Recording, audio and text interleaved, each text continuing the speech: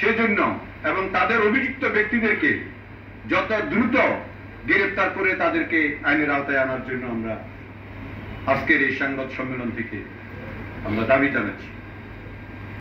আমাদের একজন শ্রদ্ধেয় বড় ভাই সাংবাদিক সম্মেলনে তিনি ঢালাওভাবে এখানে বিএনপির নেতৃবৃন্দকে তিনি অভিযুক্ত করে গেলেন এবং অনেক মানহানিকর বক্তব্য রেখেছেন, যেটা উনি যদিও উনি বিএনপির কোনো দায় দায়িত্বে নেই, আমাদের সাবেক কমিটির সদস্য ছিলেন, কিন্তু তথাপি উনি একজন বিএনপির লোক হিসাবে বিএনপির বিরুদ্ধে এই ধরনের বক্তব্য, মিথ্যা বক্তব্য দেবেন সেটা আমরা আশা করি না।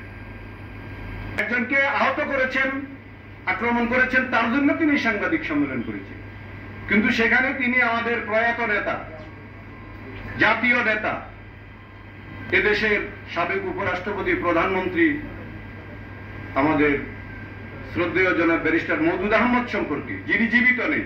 জীবিত থাকলে অনেক সময় রাজনৈতিক সমালোচনা হতেই পারে, রাজনৈতিক নেতাদের রাজনৈতিক সমালোচনা চলে, কিন্তু যিনি জীবিত নাই ওনাকে নিয়ে তিনি কটাক্ষ করে, হেয় প্রতিপন্ন করে কথা বলেছেন। এটার জন্য আমরা প্রতিবাদ জানাই এবং নিন্দা জানাচ্ছি। সাথে সাথে তিনি টোটা চেয়ারম্যানের হত্যাকাণ্ডের বিষয়টা এখানে নিয়ে এসেছেন।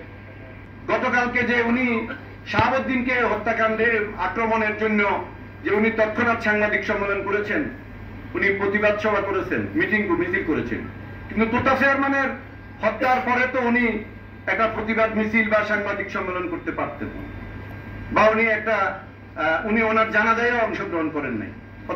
অন্যদিকে উনি বিএনপির কমিটি প্রসঙ্গে এবং এই বিষয়ে উনি জেলা নেতাদেরকে উনি বলেছেন।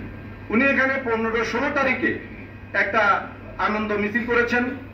আসলে আনন্দ মিছিলের প্রোগ্রাম ছিল আমাদের 5 তারিখে সারা দেশে। সকল নমিনেশন প্রত্যাশীরা আমরা দাওয়াত দেব এবং জেলাও দাওয়াত দেবে, তাহলে দাওয়াত দেওয়া হয়েছে, কিন্তু তিনি ওই মিটিং এ উনি ছাড়া সকলে অংশগ্রহণ করেছে, উনি করেন নাই। উনি গত 16 তারিখে আনন্দ মিছিল করছে। সে আনন্দ মিছিলে দেখা গেছে আমাদের ফ্যাসিস্টের বিরুদ্ধে আমরা আনন্দ মিছিল করেছি। উনি ফ্যাসিস্টের ব্যাপারে, আওয়ামী লীগের ব্যাপারে, অন্যায় জুলুম অত্যাচারের বিরুদ্ধে উনি কোনো বক্তব্য রাখেন নাই। তিনি বক্তব্য রেখেছেন বিএনপির বিরুদ্ধে, তিনি বক্তব্য রেখেছেন বিএনপির কমিটির বিরুদ্ধে, যে কমিটি গঠন হবে, জাদু মিছিল হবে, এ জাতীয়। আমরা আমাদের জেলা নেতৃবৃন্দ সম্পর্কে ওনার এ ধরনের বক্তব্যের আমরা তীব্র নিন্দা এবং প্রতিবাদ জানাচ্ছি। ওখানে তিনি দলীয় নেতা কর্মীদেরকে সাদাবাদ, টেন্ডারবাদ, দখলবাদ তিনি বলেছেন। তো এই কালকের এই আক্রমণের সাথে চাঁদাবাদী বা দখলবাদী এগুলার কোন বিষয় তো আমরা বুঝতে পারছি না।